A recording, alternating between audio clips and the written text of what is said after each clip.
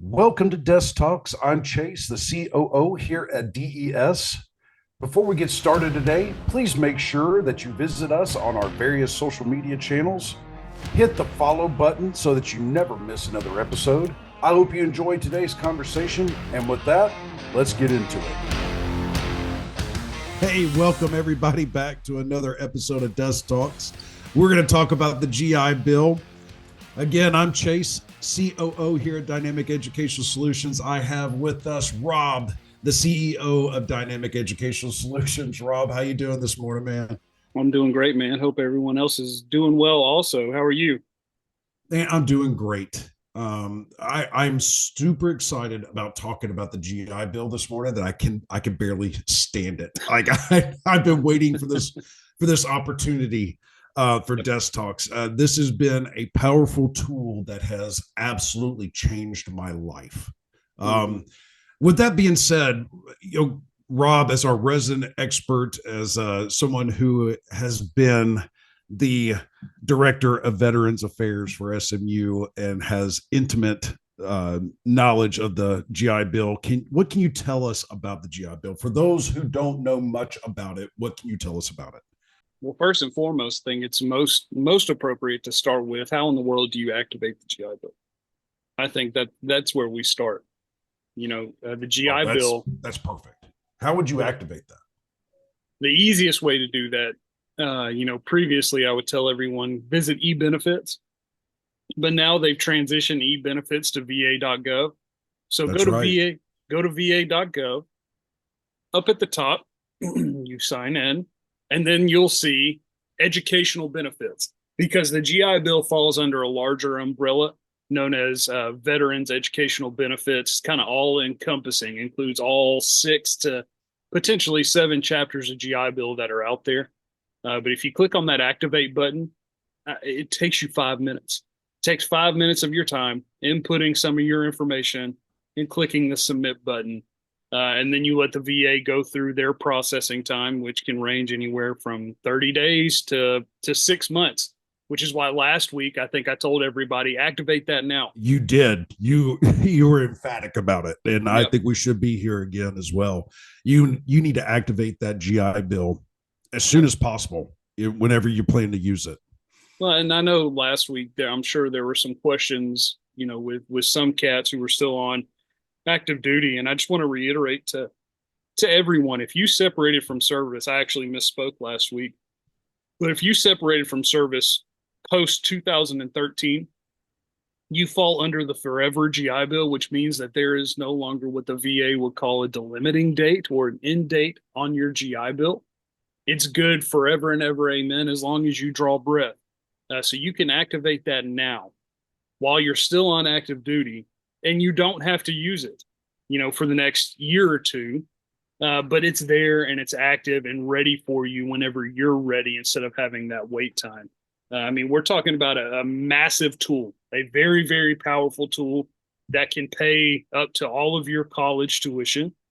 It can pay you a housing stipend, And that's for like books, most universities, right? most universities. So whenever, we're That getting we're to, not, because you were the director of Veterans Affairs I for was, SMU, bro, yep, for and 7 years.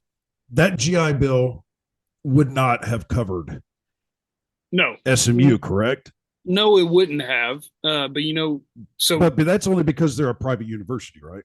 yeah, whenever you're looking at your GI Bill, you need to pay attention if it's a public or an in-state institution versus a private institution.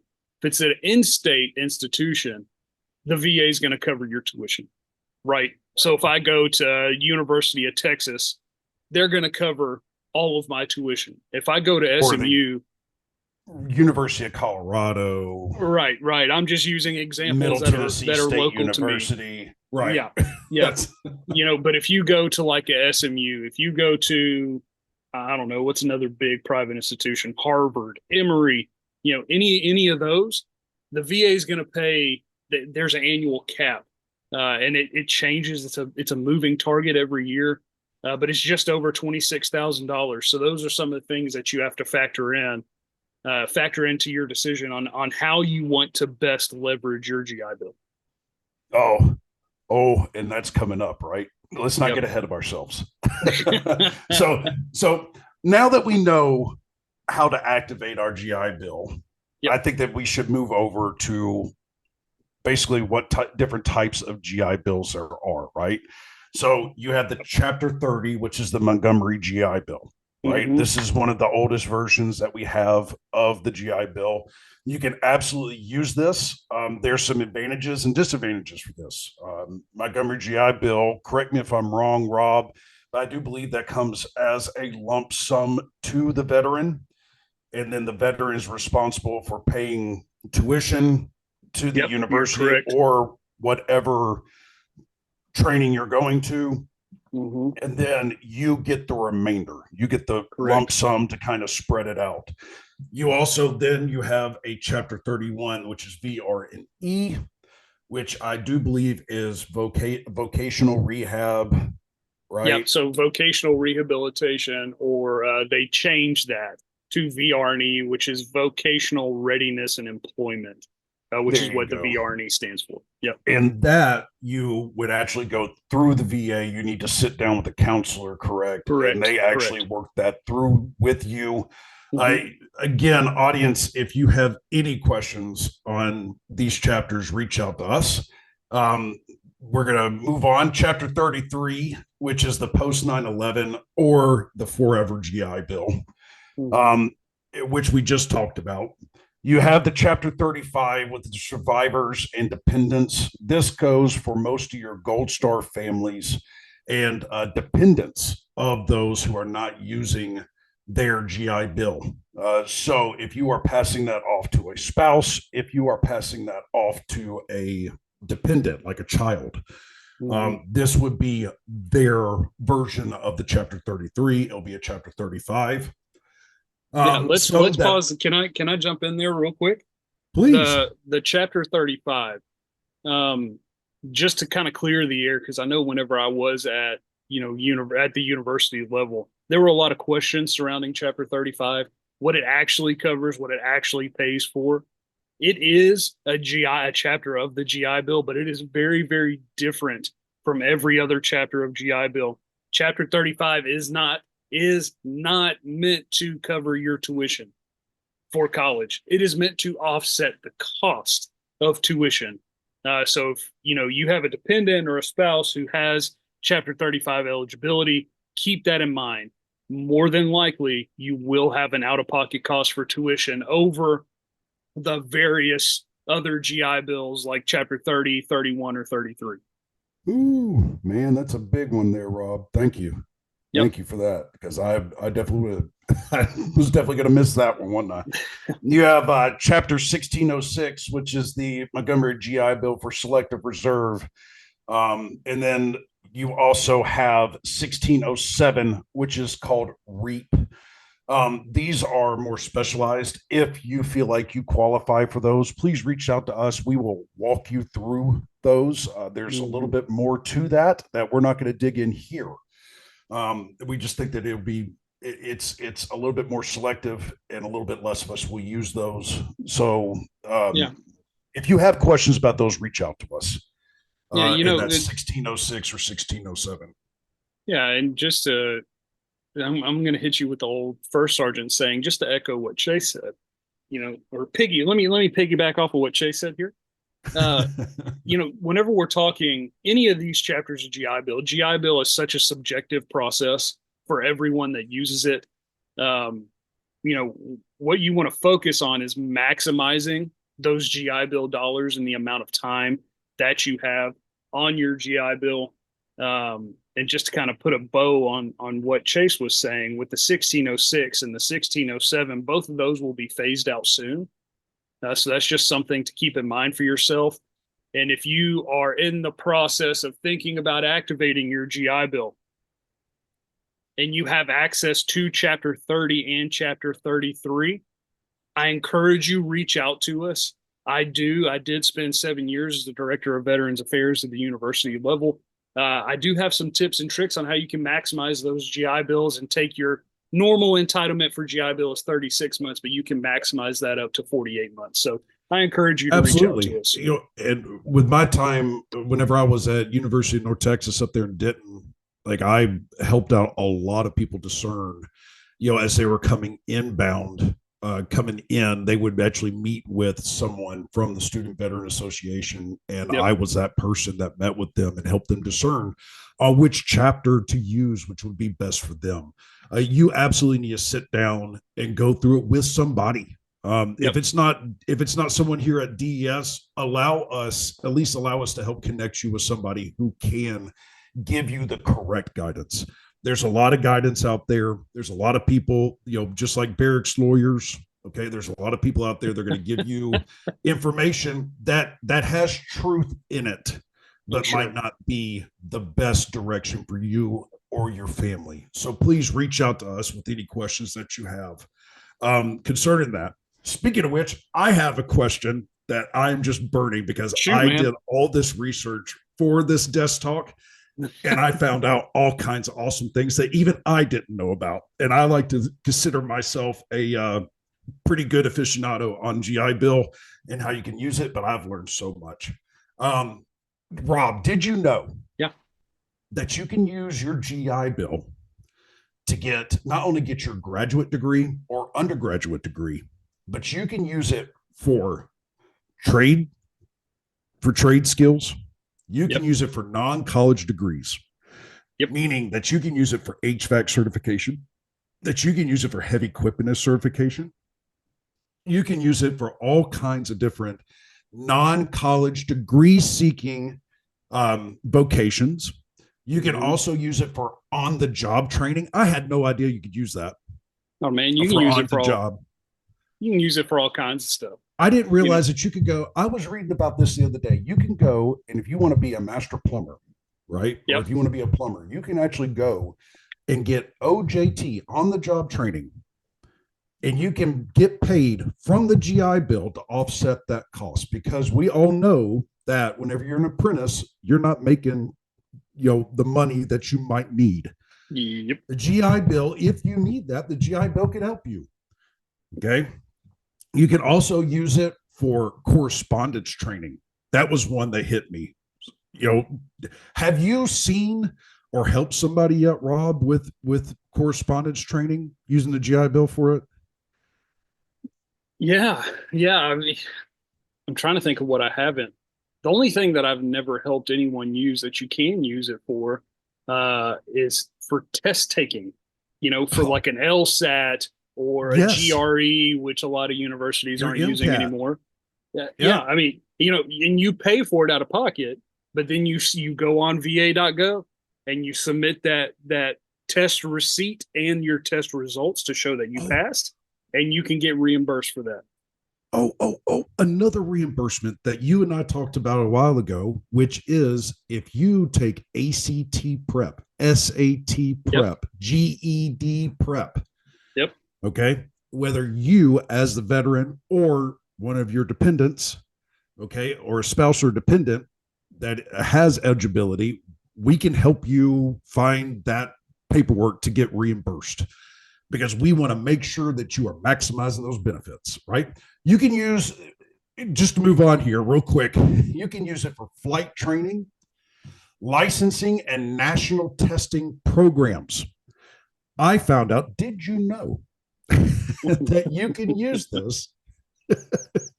Did you know that you could use this to actually go and take forest national programs? No, wilderness programs. I thought this was cool. So a lot of us military members that I served with are mostly outdoors enthusiasts. I did not realize that you could take your GI Bill and then you can go get certified for wilderness training, survival, what have you. And then you could take those certifications and skills and apply them to actually make you some money on the side. If you enjoy skiing, right, and you live someplace in a big ski town, use your GI Bill. If you need it, use your GI Bill to get certified as a what is that? The rescue, the ski rescue, and you can be certified. And then while you're out there skiing, you can get paid by the slopes. because they need those people out there. So you can get paid while you're skiing, while you're doing your recreation. They also allow the GI Bill to be used for entrepreneurship training. And I hate that word because it always gets mushed up in my mouth. Well, I understand that. I'm sorry. I'm sitting here with my mouth open. I'm learning in real time. You keep going. You're teaching me all kinds of stuff. Well, this is what we do here, right? Like we're going to take all this, we're going to try to consolidate all this information for you, so you're a one-stop shop, right? Yep. So we want to be able to help you. If any of that sounded like something that you are interested in, right? Like a 2-year, 4-year doesn't sound good to you, right? It does not sound like it's for you. But you might want to go be a test pilot, right? Or if you want to HVAC certification. Rob, help me out here. If you want to, what other kind of underwater basket weaving things can we find?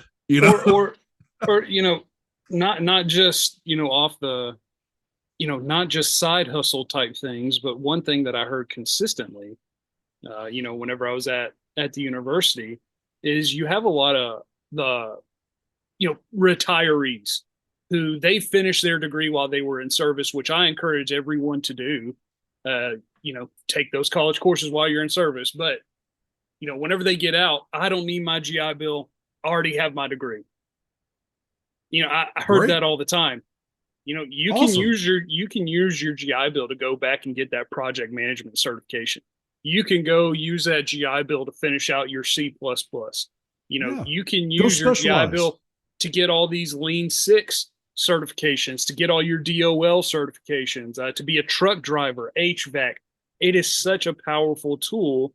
You just have to explore. And if you don't know where to start, like Chase has said multiple times, all you got to do is reach out to us. It doesn't cost you anything, but we can give you all the information to give you a good place to start. Man, I want to do a quick plug on that, only because I feel like this is the perfect time for it. Veterans, if you're MOS, if your job while you were in the military was HVAC, if it was plumbing, if it was truck driving, if you were motor T, if you were a heavy equipment operator, if you were a CB, okay, if you were communications, right, and they're in your daily job, you had to go through specialty courses. Make sure that you bring those certificates with you, because Rob and I here at DES will be able to help guide you, because a lot of times those can turn into real world certifications that you can take and use. And then to piggyback off of Rob again, you could take your GI Bill and go for, maybe you get your level 1 knocked out for, let's say you're a level 1 mechanic for diesel mechanic now, right? You can use that GI Bill to maybe get you to level 2, right? Level 3, level 4, master, right? Or let's look at another one. You're in the Air Force and you're a fixed wing mechanic, right? Let's just say that you are a crew chief now, right? You're getting ready to retire. You keep all your certifications for all the training that you completed and taught. You bring that over, and we can help you translate that and start working on your civilian certificates so that you can use your GI Bill to further yourself down the road. So, not to put you on the spot here, but whenever you say bring over the certificates, instead of bringing multiple pieces of paper, do you, Chase, know what's one singular form that your branch of service has to create for you before you separate? Do you know what that's called? It's called a DD-214. Your DD-214 is a good start, but you could also grab something called your Joint Service Transcript, or your JST. Oh, your JST. Oh, your I didn't think about the JST. If you're curious and you're like, oh man, I want to go back to college to get my degree in psychology, which is a fantastic degree, and I think you should all get because I have mine. But you could bring us your JST. You don't want to start at your 10 level courses, right? You don't want to be in there with 18 and 19-year-olds who just came out of college. You don't have to, because a lot of what you did in the military generated college credits for you. So a lot of time you can jump into an educational program and be halfway done, if not 3/4 of the way done, depending on the institution. Rob, that's such a great insight there. I know whenever I can speak from my personal experience, and I think I can speak for yours as well. We Yep. had families. I didn't have time. Yep. I didn't have 4 to 5 years, to work my way through college. I needed to get my training and move on out and Move start my on. career. Yeah. Yep. So we understand that here at DES. We also understand the other side of it, where you don't have a family, you want a longer college experience because that's what's going to feed you. We can Sure. talk to you about that. We can Yep. we can absolutely help you. Whichever direction you want to go in. But All and right. we talk about, just to go back to what you said, you can use all these trainings for the professional certifications, for your more, um, you trade schools, things of that nature. Uh, One of the biggest barriers for a lot of us whenever we leave service is, we've spent 6+ years in service, right? We make $52,000 a year, even though don't think I ever hit that. But you make $52,000 a year, and then you come back, out of service, and you're making 38 as an apprentice. Well, Absolutely. if you can use your GI Bill to go back to school to get the skills that you need to get up to, level 2 or what have you. My HVAC and welding guys, don't shoot me. I don't know the vernacular there, but you can get up to level 2, use that GI Bill to help offset some of that cost, get that MHA, get that housing allowance, and get your education at the same time. Because, we're seeing a trend with the GI Bill usage. You can find this on va.gov. How is the GI Bill being utilized? Historically, it was being utilized for 4-year degrees or terminal degrees. We're seeing a massive trend towards, those professional certifications. Like Chase, you want to go in and be, you want to do coding as your next career. You can go back and use your GI Bill to get a professional licensure to become a professional coder. So you're going back to school, you're getting the skills that you need, and you're getting paid at the same time. So I encourage everyone, whenever you're choosing your next career, whenever you're looking to maximize your GI Bill, look at the data, see where the career fields are growing. And if that's something that feels overwhelming to you, that's why we exist. That's why we're here, to help you Absolutely. decipher all of that raw data and figure out what's best for you. We're not a Absolutely. counseling service, No. but we're a peer-to-peer network. Chase and I have been there. We have others who have been there, and we all want to help. And that's ultimately what we're here for. Absolutely. And as to piggyback off that collaboration piece that we talk about all the time, starting up this network, you're listening to two veterans that are entrepreneurs. We started a business together, and that was a lot of learning, right? Yes. So if you are a veteran, you're interested in starting a business, reach out to us. We can help you. We went through the Texas route, right? We went through Texas. It was a little bit easier for us than I feel like for other states, only because Texas is one of the number one, veteran destinations for veterans benefits. But there's also all kinds of states out there that will offer you all kinds of incentives. We can help. We know where to go. We know who to talk to. And if we don't know where to go, where to talk to, we can help you discern that too. Yes. With that being said, I just want to thank you, Rob, so much for coming over here and lending all of your expertise. But I do want to pick your brain one more quick second. If you could wrap up this conversation with maximizing the GI Bill, if you could give us a quick 120 seconds or 2-minute little wrap up about how to maximize, that'd be awesome. Okay. All right. Well, if you've made it this far into the desk talk, I applaud you. GI Bill is not an energetic topic. There's a lot of information to get through, and I know we only get 15 minutes out of your week with you. So if this is interesting to you, or if it's something that you need help with, I encourage you, again, like we've said 1,000 times, contact us. because there's a lot more information to be said. But whenever we talk about maximizing your GI Bill, I've said it before here, but you know, just to bring everything back together, if you don't know what you want to do, you need to look at the data that's available to you from the VA, from the various institutions. Use your GI Bill comparison tools. Use that Department of Labor information to see where job trends are. And whenever we're maximizing our GI Bill, like I said, if you have eligibility for Chapter 30 and Chapter 33, you can utilize both of those, both Chapter 30 and 33, to extend your GI Bill usage from 36 to 48 months. And then you can utilize your Chapter 30 or 33 along with vocational rehabilitation for my disabled veterans to further increase that.